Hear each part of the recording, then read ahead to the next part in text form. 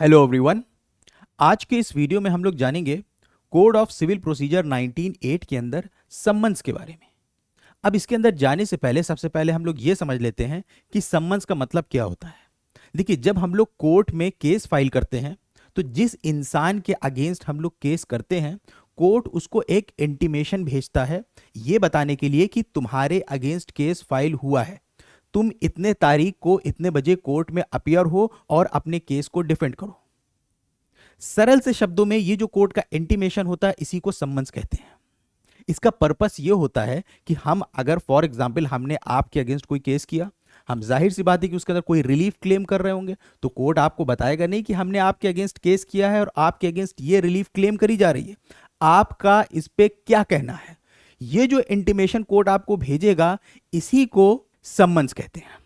देखिए, अब summons to defendant के ऊपर जो मेन प्रोविजन है वो ऑर्डर 5 है सीपीसी का। इसके अलावा कुछ प्रोविजंस हमें सेक्शन 27 से 32 के बीच में मिल जाते हैं। तो ये ऑर्डर 5 डील करता है सम्मन्स टू डिफेंडेंट के ऊपर, और सम्मन्स टू विटनेसेस जो है इसके ऑर्डर 16 में आता है। देखिए, अब जो अपेंडिक्स बी है सीपीसी के अंदर, सीपीसी के बेयर एक्ट में आप एंड में जाएंगे तो अपेंडिक्स दिए हुए हैं, अपेंडिक्स बी के अंदर जाइए, उसके अंदर प्रोसेस नंबर 1, 2 और 3 को देखिएगा। इसके अंदर फॉर्मेट दिया गया है कि सम्मन्स का क्या फॉर्मेट होगा।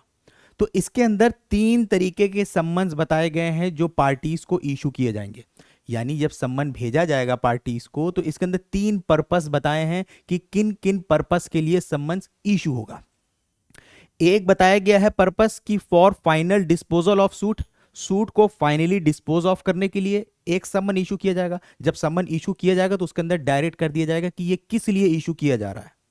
तो एक पर्पस तो हमें पता चला फाइनल डिस्पोजल ऑफ सूट, दूसरा purpose for settlement of issues, और तीसरा एक सम्मन का जो जिक्र किया गया है इसी अपेंडिक्स बी के अंदर वो बताया गया है कि जहां पे कोर्ट आपको सम्मन भेज के पर्सनली कोर्ट में बुलाए।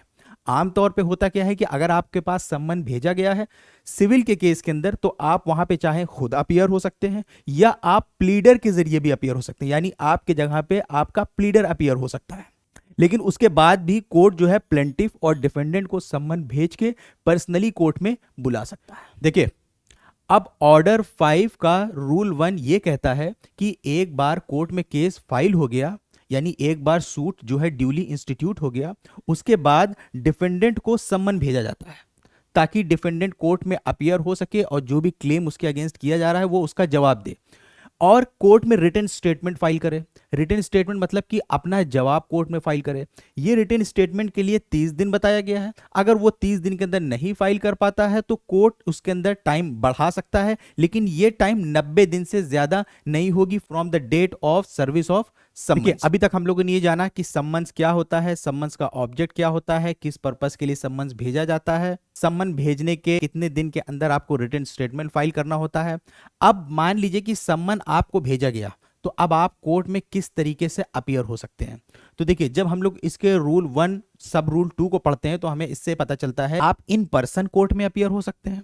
अगर आप नहीं इन पर्सन अपीयर होना चाहते हैं तो आप प्लीडर के जरिए अपीयर हो सकते हैं। वो प्लीडर जो कोर्ट के अंदर उससे जो भी सवाल पूछा जाए सूट से रिलेटेड वो उसका जवाब दे सके, या प्लीडर किसी और के साथ कोर्ट में अपीयर हो सकता है। तो ये तरीका होता है कोर्ट में अपीयर होने के लिए। लेकिन उसके बाद भी कुछ सर्कमस्टांसेस ऐसे हैं जिसमें पार्टी को ऑर्डर नहीं किया जाएगा इन पर्सन अपीयर होने के लिए, यानी पार्टीज जो हैं एग्जेम्प्ट हैं इन पर्सन अपीयर होने के लिए।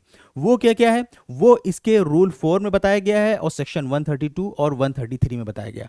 वो कौन कौन लोग होते हैं, जैसे मान लीजिए फॉर एग्जांपल जो जनरल रूल है वो ये है कि कोर्ट जो है आपको सम्मन भेज के कोर्ट में बुला सकता है अगर आप कोर्ट के ओरिजिनल ज्यूरिसडिक्शन के अंदर रहते हैं, ओरिजिनल ऑर्डिनरी ज्यूरिसडिक्शन के अंदर रहते हैं तो कोर्ट आपको सम्मन भेज के बुला सकता है।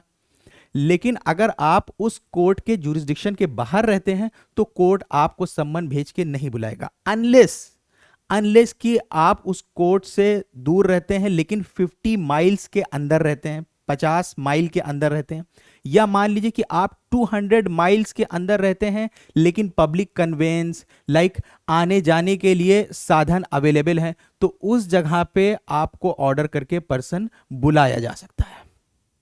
उसके अलावा सेक्शन 132 में बताया गया कि वो वेमेन जो इन पब्लिक अपीयर नहीं होती हैं, या जो सेक्शन 133 के अंदर बताए गए हैं पर्सन, उनके भी पर्सनल अपीयरेंस को एग्जेम्प्ट किया गया है। सम्मन्स के कंटेंट क्या होंगे, यानी सम्मन्स के अंदर क्या क्या चीजें होंगी।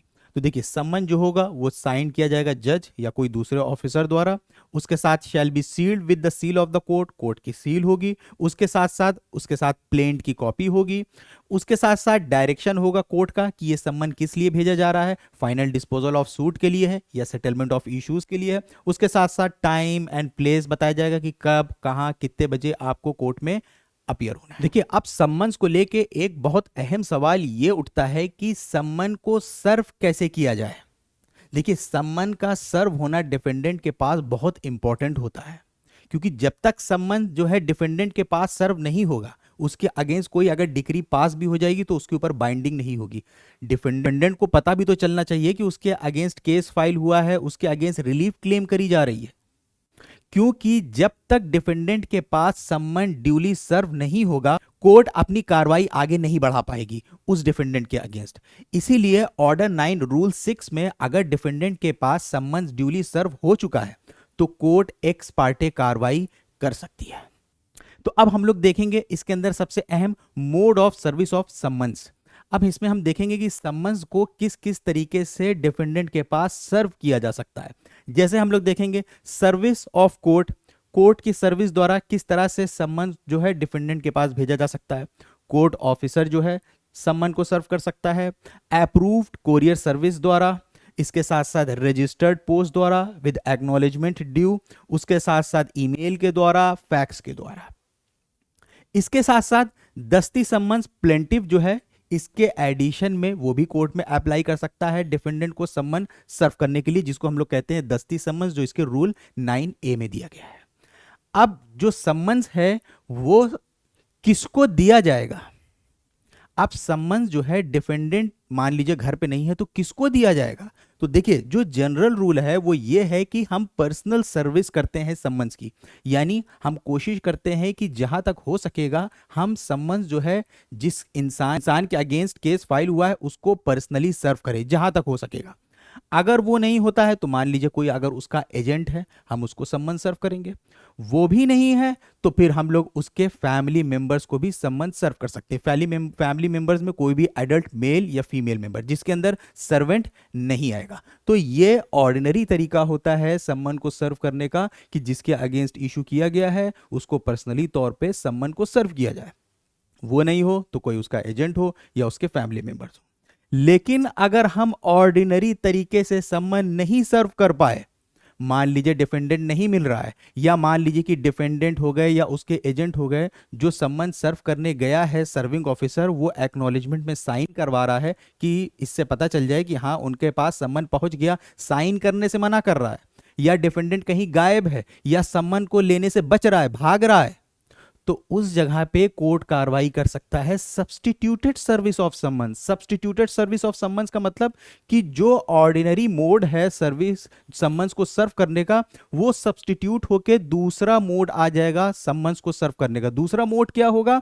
अब इसके अंदर दो तरीके के मोड हो सकते हैं, एक without the order of the court, एक तो बिना कोर्ट के ऑर्डर के, कि जो सर्विंग ऑफिसर है वो डिफेंडेंट के पास जाता है सम्मन को सर्व करने के लिए, लेकिन वहां पे डिफेंडेंट नहीं मिलता है, तो वो क्या करेगा कि एक कॉपी जो है डिफेंडेंट के घर के बाहर जो है चिपका के ओरिजिनल जो है कोर्ट के पास भेज देगा। उसके बाद कोर्ट जो होगा उस सर्विंग ऑफिसर को एग्जामिन करेगा ओथ के ऊपर। अगर उसने एफिडेविट दिया हुआ है तो फिर कोर्ट कर सकता है, अदरवाइज कोर्ट उसको एग्जामिन करेगा ओथ पे, यानी जो सर्विंग ऑफिसर है उससे पूछेगा किसी कॉपी वहां पे चिपकाई है, क्या सर्कमस्टांसेस थे, डिफेंडेंट मिल रहा था या नहीं मिल रहा था। तो ये सारी चीजें जो है सर्विंग ऑफिसर कोर्ट को बताएगा। उसके बाद कोर्ट ये डिक्लेयर करेगा कि हाँ सम्मन सर्व हो गया है। तो एक तरीका ये हो गया कि जहां पे सर्विंग ऑफिसर जा रहा है वो डिफेंडेंट को नहीं पा रहा है, तो यहां बिना कोर्ट के ऑर्डर के वो सम्मन की कॉपी जो है वहां पे चिपका सकता है।